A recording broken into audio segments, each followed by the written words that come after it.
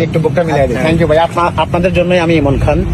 এবং এই যে আপনারা রাস্তাঘাটে যে এইভাবে করেন, ভালোবাসেন, নাম ধরে ডাকেন, এটাই আমার জন্য দোয়া রাখবেন। আচ্ছা কেমন জানি করে এই মন, কেমন জানি করে, বুকের ভেতর পরাণ পাখি ছোট ফটাইয়া মরে। আপনার গানটা সেই হয়েছে ভাইয়া। জি যে রিমন ভাই না?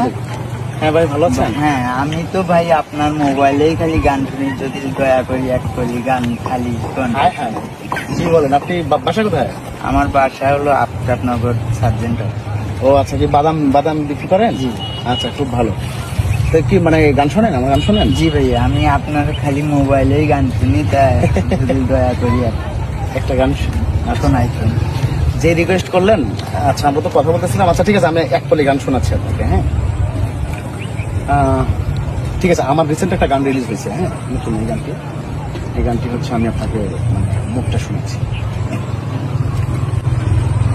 কেমন জানি করে এই মন, কেমন জানি করে, বুকের ভেতর পরাণ পাখি ছোট ফটাইয়া মরে।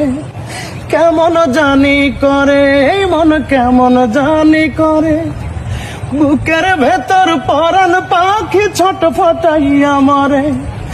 একটু তোরে দেখার লাগি বন্ধ হয় নিঃশ্বাস, আমি মরলে আসিস না তুই দেখতে আমার লাশ, আমি মরলে আসিস না তুই দেখতে আমার লাশ। থ্যাংক ইউ ভাই। আমি একটু গান গাওয়ার সময় আবেগ প্রবণ হয়ে যাই, ঠিক আছে? যার কারণে বুঝছেন ভাইয়া, আপনার গানটা সেই হয়েছে ভাইয়া।